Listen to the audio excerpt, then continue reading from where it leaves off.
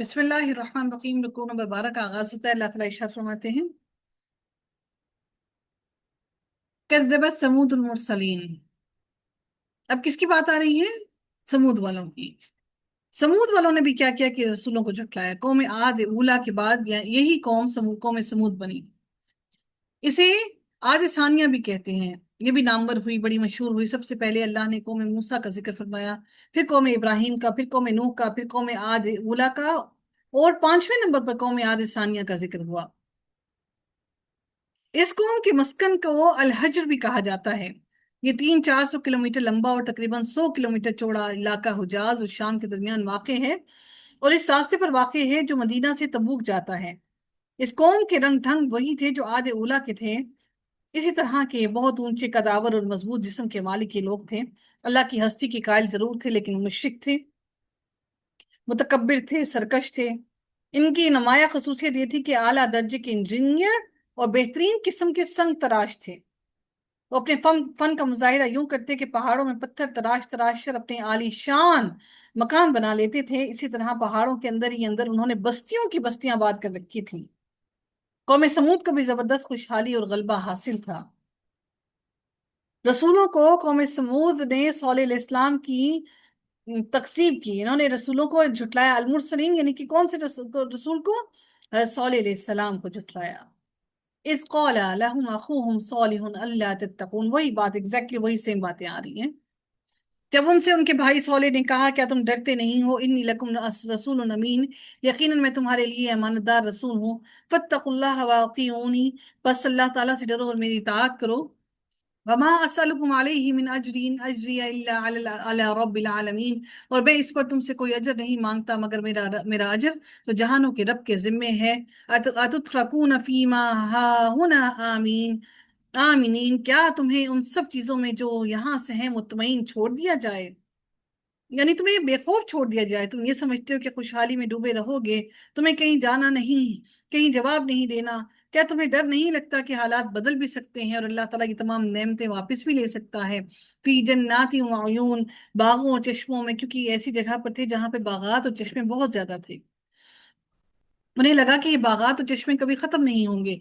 और ज़ुरूइ व नखल नखल नखल तलउहा हज़ीम, और खेतों और खजूरों में जिनके खोशे नर्म व मुलायम हैं। यानी सईदा सल्लल्लाहु अलैहि वसल्लम ने नेमतों की मजीद तफसील से तवज्जो दिलाई कि तुम अपने इन खेतों और इन खजूरों के दरख्तों जिनके खोशे नर्म और मुलायम हैं, कि तुम्हें रस भरे, नर्म और मुलायम तुम्हें रस भरे तुम्हें खजूरें अता की गई, तुम्हें तमाम के तमाम फल अता किए गए। वतहितून मिनल जिबाली बुयूतन फारिहीन, और तुम पहाड़ों को तराश कर घर बनाते हो इस हाल में कि खूब महारत रखने वाले हो। समूद वाले भी बहुत ही ज्यादा माहिर थे, जो पहाड़ों को तराश तराश कर उनके अंदर इमारतें बनाया करते थे। आज भी मदीना मुनव्वरा और तबूक के दरमियान मदाइन सौले जिनका कदीम नाम हिज्र था, में इनके पहाड़ों में तराश कर बनाई बनाई हुई बहुत सी इमारतें मौजूद हैं। इस आयत में फरहबन फरागत से का ये जो लफ्ज है इस्तेमाल किया गया है, इससे ये बताना मकसूद है कि वो ये सब कुछ महज अपनी शान और शौकत के इजहार और अपनी दौलत की नमूद नुमाइश के लिए किया करते थे। इनकी कोई जरूरत नहीं थी, सिर्फ और सिर्फ नमूद और नुमाइश के लिए ये तमाम की तमाम चीजें बनाया करते थे। फिर अल्लाह ताला फिर मजीद अगली आयत में इरशाद फरमाते हैं कि आगे मजीद नबी ने क्या कहा, फत्तकुल्लाह वातिऊनी, बस अल्लाह से डरो और मेरी इताअत करो। वला तुतीउ अम्रल मुसरिफीन, फिर फरमाया कि और हद से बढ़ने वाले लोगों की इताअत ना करो। मुसरिफ वो शख्स है जिसके पास दौलत आए तो वो शुक्रगुजार बनने की बजाय मगरूर हो जाए, तकब्बुर में आ जाए, मुतकब्बिर बन जाए।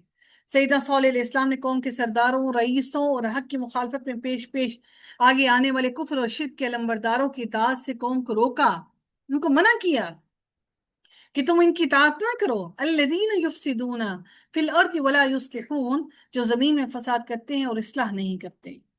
कौम के सरदार अपने इख्तियारात को गलत तरीके से इस्तेमाल करके फसाद फैलाते हैं। कौम के सरदार अपने इख्तियारात को अवाम की खिदमत के लिए इस्तेमाल करने के बजाय अपनी जाती मफादात के लिए इस्तेमाल करके फसादी बन जाते हैं। वला युस्लिहून, और इस्लाह नहीं करते, यानी वो फसाद पर जमा होते थे और इस्लाह को छोड़ देते थे। वो शिर्क, कुफ्र और अमन की मुखालफत की तरफ भागते थे।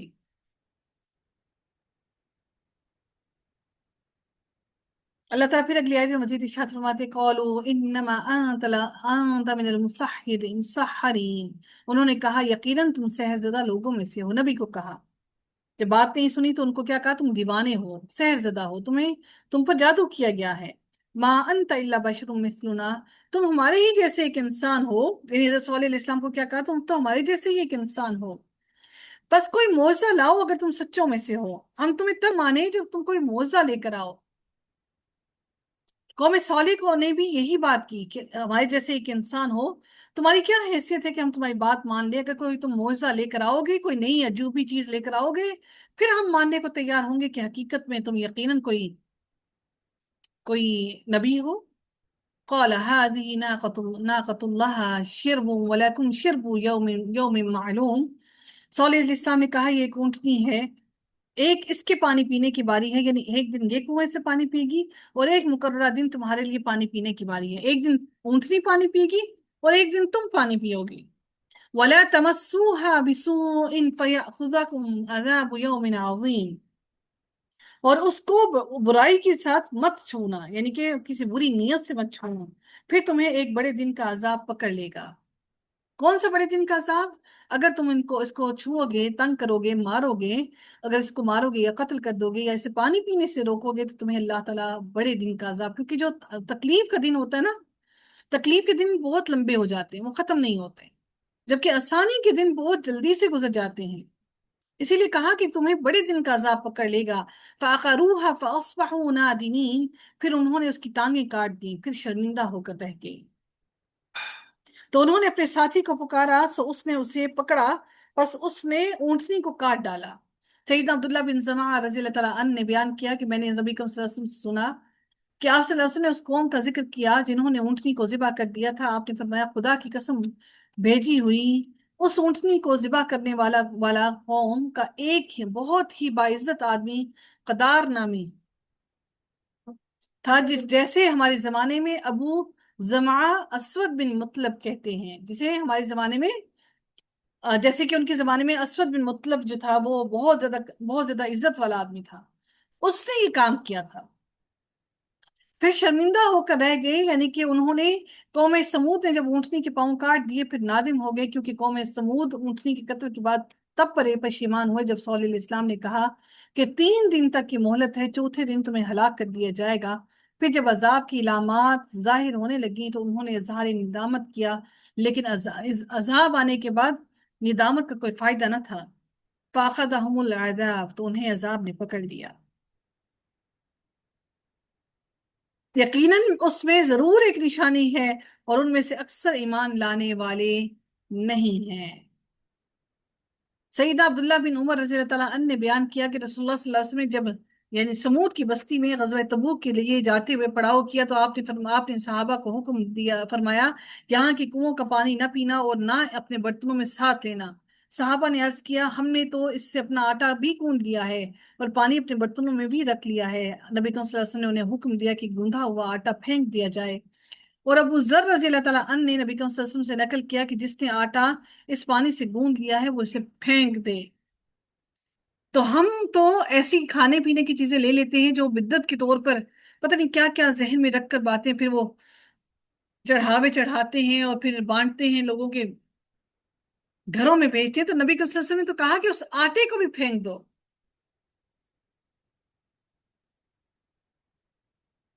اور ان میں سے اکثر ایمان والے نہیں، یعنی کہ قوم سمود پر عذاب آ گیا مگر ان کے دلوں میں ایمان نہ آیا، اللہ تعالیٰ کی تقدیر غالب آ گئی اور وہ ایمان نہ لا سکے۔ وَإِنَّ رَبَّكَ لَهُوَ الْعَزِيزُ الرَّحِيمُ، اور یقیناً آپ کا رب سب پر غالب نہایت رحم کرنے والا ہے۔ كَذَّبَتْ قَوْمُ لُوطٍ الْمُرْسَلِينَ، قوم لوط نے رسولوں کو جھٹلایا، لوط نے بھی یہی کام کیا۔ سیدنا لوط حضرت ابراہیم علیہ السلام کے بھتیجے تھے، سیدنا ابراہیم علیہ السلام کے بھائی ہاران بن آزر کے بیٹے تھے۔ سیدنا لوط علیہ السلام جو تھے وہ کون تھے؟ حضرت ابراہیم علیہ السلام کے بھائی ہاران بن آزر کے بیٹے تھے۔ کچھ روایات میں یہ بھی آتا ہے، کچھ تو کہتے ہیں کہ وہ ان کے چچا زاد تھے، اور کچھ میں یہ آتا ہے کہ وہ ان کے بھتیجے تھے۔ سیدنا لوط علیہ السلام کو سیدنا ابراہیم علیہ السلام کی زندگی میں نبوت ملی، اور سیدنا لوط علیہ السلام جس بستی میں جا کر رہے تھے اس کا نام صدوم تھا، اس کے رہنے والوں کو سیدنا لوط علیہ السلام کی قوم اس لیے کہا گیا ہے کہ وہ ان کے ہم وطن یا ہم شہر تھے، اگرچہ کہ اصلاً وہ بابل کے رہنے والے تھے اور اپنے چچا ابراہیم علیہ السلام کے بھیجنے پر وہاں گئے تھے۔ کون؟ حضرت لوط علیہ السلام اپنے چچا حضرت ابراہیم علیہ السلام کے کہنے پر وہاں گئے تھے۔ یہ لوگ صدوم اور اس کے پاس بستے تھے، بالآخر یہ بھی اللہ تعالیٰ کے عذابوں میں پکڑے گئے، سب کے سب ہلاک ہو گئے، اور ان کی بستیوں کی جگہ ایک جھیل سڑے ہوئے گندے کھاری پانی کی پاکی رہ گئی۔ یہ اب تک وہاں پر ایسے ہی مشہور ہے، جو کہ بیت المقدس اور کرک و شوبک کے درمیان ہے۔ اذ قال لهم اخوهم لوط الا تتقون، دیکھیے وہی ایگزیکٹلی وہی سیم الفاظ ہیں۔ جب لوط علیہ السلام نے اپنے بھائی لوط سے جب وہ ان کے بھائی لوط نے کہا کہ الا تتقون، کیا تم ڈرتے نہیں ہو، انی لکم رسول امین، یقیناً میں تمہارے لیے امانت دار رسول ہوں، فاتقوا اللہ واطیعونی، بس تم اللہ سے ڈرو اور میری اطاعت کرو، وما اسألکم علیہ من اجر ان اجری الا علی رب العالمین، میں تم سے کسی اجر کا سوال نہیں کرتا مگر رب العالمین کے ذمے ہے میرا تمام اجر کا ثواب۔ اتأتون ذکران من العالمین، کیا تم جہانوں میں سے مردوں کے پاس آتے ہو، یعنی تمہاری سب سے بڑی بد اخلاقی کیا ہے، بدپیلی کیا ہے کہ تم مردوں کے پاس جاتے ہو۔ وَتَذَرُونَ مَا خَلَقَ لَكُمْ رَبُّكُمْ مِنْ أَزْوَاجِكُمْ بَلْ أَنْتُمْ قَوْمٌ عَادُونَ، اور تم چھوڑ دیتے ہو جو تمہارے رب نے تمہاری بیویاں پیدا کی، ان بیویوں کو چھوڑ دیتے ہو۔ ازواج یعنی کہ بیوی اور شوہر دونوں کے لیے استعمال کیا جاتا ہے، جوڑے میں مرد اور میاں بیوی دونوں آتے ہیں نا، تو کبھی بیوی کے لیے استعمال ہوتا ہے، کبھی شوہر کے لیے ہوتا ہے۔ بل انتم قوم عادون، بلکہ تم تو عادی مجرم ہو، یعنی تم حلال کی حد سے گزر کر حرام کی اطاعت کی حد توڑ کر نافرمانی کرتے ہو، عادی ہو۔ یہ بدبخت کو مسافروں یا مہمانوں تک کو نہیں چھوڑتی تھی، پہلے اس سے لواطت کرتی، پھر ان سے مال اسباب اور نقدی وغیرہ چھین کر انہیں دھکے دے کر بستی سے باہر نکال دیتے تھے۔ اللہ، آج یہ کام آج یہ کام امت مسلمہ کے اندر بھی بہت عام ہے۔ رسول اللہ صلی اللہ علیہ وسلم نے فرمایا جسے تم لوط کی قوم والا کام کرتے دیکھو تو کرنے والے کو بھی قتل کر دو، اور اس کے ساتھ بدفعلی کی گئی اسے بھی قتل کر دو، یعنی جس کے ساتھ کیا گیا اس کو بھی قتل کر دو، اور جو کرنے والا اس کو بھی قتل کر دو، دونوں کو قتل کر دو۔ جبرن نہیں کہا گیا، یعنی کہ جو جبرن کرنے والے کو نہیں کہا گیا، جو دونوں اس میں ملوث۔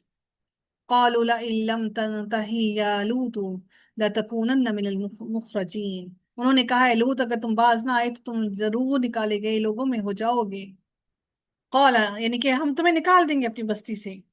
قال انی لعملکم من القالین، اس نے کہا یقیناً میں تمہارے اس کام سے سخت دشمنی رکھنے والوں میں سے ہوں، میں تمہارے کام کو ہرگز نہیں مانوں گا، میں تمہیں ہرگز تمہیں اس بارے میں تمہاری اس بات کی وجہ سے، تمہاری اس دھمکی کی وجہ سے ایسا نہیں ہے کہ تمہاری بات کو مان لوں گا۔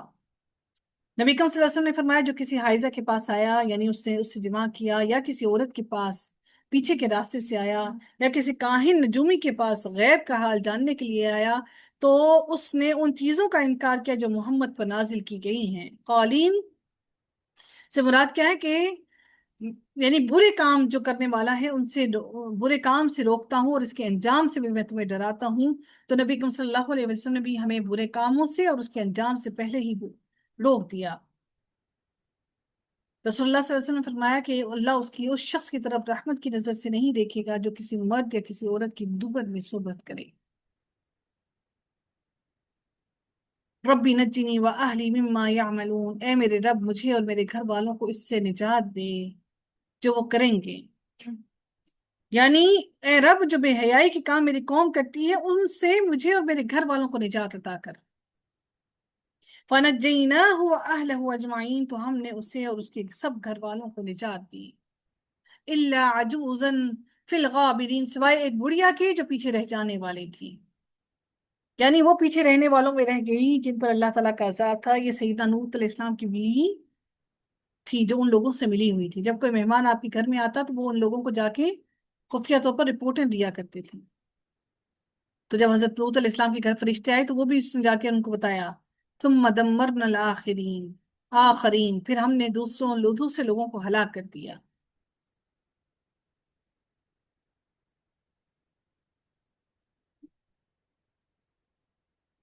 جن ممالک کے اندر یہ تمام کی تمام بیماریاں، یہ تمام کے تمام کام ہو رہے ہیں، وہاں پر ان ممالک کے اندر شدید قسم کی بیماریاں پھیل رہی ہیں۔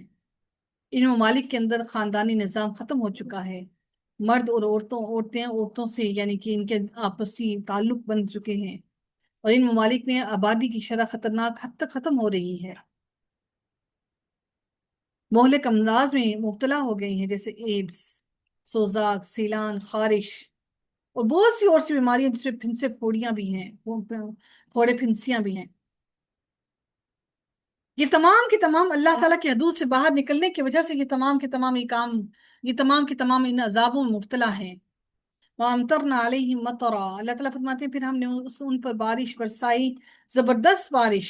فَسَاءَ مَطَرُ الْمُنذَرِينَ، پھر اللہ تعالیٰ فرماتے ہیں بس بڑی بری بارش تھی ڈرائے جانے والوں کی، یعنی پتھروں کی بارش اللہ تعالیٰ نے ان پر کی، پتھر برسائے گئے ان پر۔ ان فی ذلک لآیہ، یقیناً اس میں ایک نشانی ہے، اور ان میں سے اکثر لوگ ایمان والے نہیں۔ وَإِنَّ رَبَّكَ لَهُوَ الْعَزِيزُ الرَّحِيمُ، اور بلا شبہ آپ کا رب یقیناً سب پر غالب اور نہایت رحم کرنے والا ہے۔ یعنی اللہ رحم کرنا چاہتا ہے ان پر، لیکن یہ وہ لوگ بدبخت وہ لوگ ہیں جو خود پر اپنے آپ پر رحم نہیں کرتے۔ جو انسان خود پر رحم نہیں کرتا تو پھر اللہ بھی اس پر رحم نہیں کرتا، پھر اللہ تعالیٰ اس کو کیسے معاف کرے گا، اس پر کیسے رحم کرے گا؟ کذب اصحاب الایکۃ المرسلین، ایکا والوں نے بھی ایسے ہی کیا، انہوں نے بھی رسولوں کو جھٹلایا۔ سارے نبیوں کا ذکر اکٹھا قوموں کا کیا جا رہا ہے۔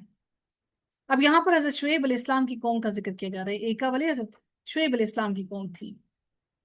ایکا ان کا ایک معبود تھا جو ایک درخت تھا یا درختوں کا جھنڈ تھا، یہ لوگ اس کی عبادت کرتے تھے۔ یہ بستی ایک لمبی بلند جگہ پر آباد تھی۔ ایکا والوں نے جھٹلایا رسولوں کو، یعنی سیدہ شعیب علیہ السلام کو جھٹلایا۔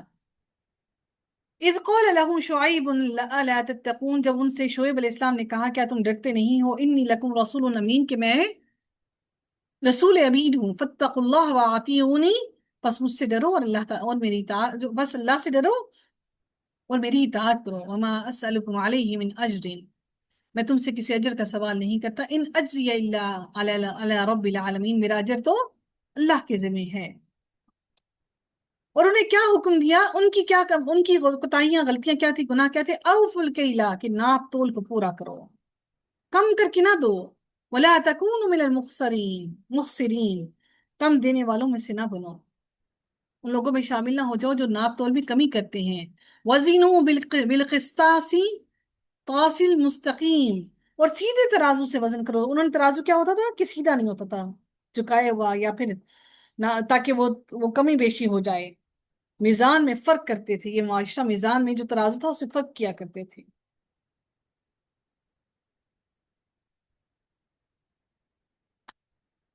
پھر اللہ تعالیٰ پھر اگلی آیت میں فرماتے ہیں وَلَا تَبْخَسُوا النَّاسَ أَشْيَاءَهُمْ وَلَا تَعْثَوْا فِي الْأَرْضِ مُفْسِدِينَ، اور لوگوں کو ان کی چیزیں کم نہ دو اور زمین پر فساد برپا کرنے والے بن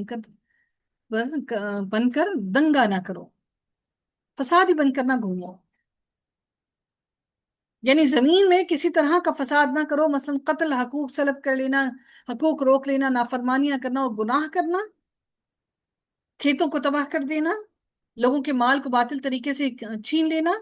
وَاتَّقُوا الَّذِي خَلَقَكُمْ وَالْجِبِلَّةَ الْأَوَّلِينَ، اور اللہ تعالیٰ سے ڈرو جس نے تمہیں پیدا کیا ہے اور پہلی نسلوں کو بھی، یعنی تمہارے سے پہلے تمہارے آباء و اجداد کو بھی اللہ نے پیدا کیا، تمہارے باپ دادا کو بھی۔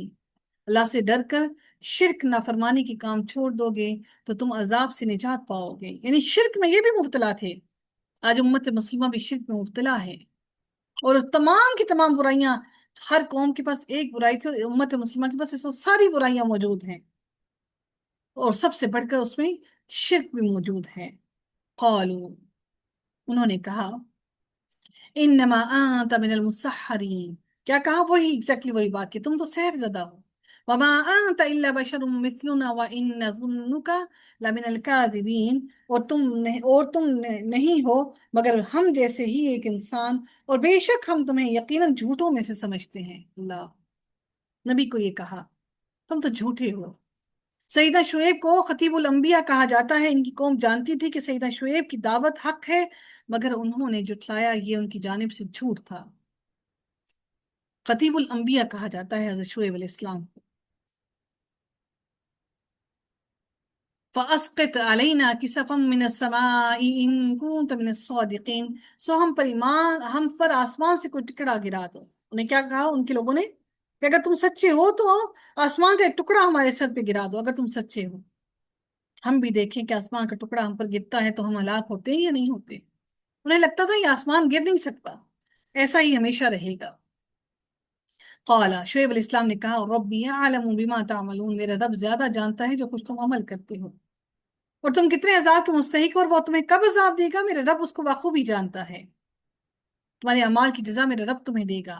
فَكَذَّبُوهُ فَأَخَذَهُمْ عَذَابُ يَوْمِ الظِّلَّةِ، وہ سو انہوں نے اسے جھٹلا دیا تو ان کو سائبان کے دن والے عذاب نے پکڑ لیا۔ سائبان سے مراد کیا ہے کہ قوم شعیب نے عذاب کا جب مطالبہ کیا تو اللہ تعالیٰ نے عذاب نازل کر دیا، 7 دن تک ان پر سخت دھوپ اور شدت کی گرمی طاری رہی، پھر اس کے بعد بادلوں کا ایک سائے آیا۔ سائبان کیا تھا؟ سائے آیا جس کے نیچے وہ سب جمع ہو گئے تو انہیں سکون آیا، لیکن پھر آسمان سے آگ کے شعلے برسنے شروع ہو گئے، زمین زلزلے سے تھرتھرانے لگی اور سخت چنگھاڑ نے انہیں ہمیشہ کے لیے موت کی گھاٹ اتار دیا۔ یوں 3 قسم کے عذاب ان پر آئے۔ اللہ تعالیٰ فرماتے ہیں فَأَخَذَتْهُمُ الرَّجْفَةُ فَأَصْبَحُوا فِي دَارِهِمْ جَاثِمِينَ الَّذِينَ كَذَّبُوا شُعَيْبًا كَأَن لَّمْ يَغْنَوْا فِيهَا الَّذِينَ كَذَّبُوا شُعَيْبًا كَانُوا هُمُ الْخَاسِرِينَ۔ زلزلہ بھی، چنگھاڑ بھی، اور بجلی کا عذاب سارے اکٹھے آئے، یعنی کسی طرح سے بھی بچنے کا کوئی سوال نہ تھا۔ پھر اللہ تعالیٰ فرماتے ہیں ان فی ذلک لآیہ، بلا شبہ اس میں یقیناً ایک نشانی ہے، اور ان میں سے اکثر لوگ ایمان نہیں لاتے۔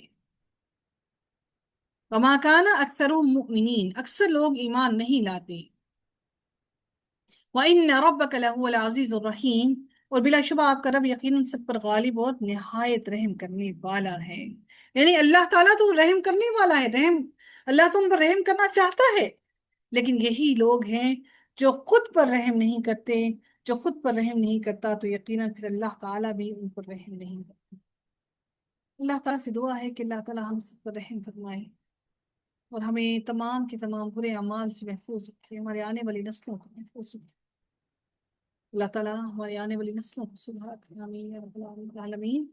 وآخر دعوانا الحمد للہ رب العالمین، صلی اللہ تعالی علی خیر خلقہ اجمعین برحمتک یا ارحم الراحمین۔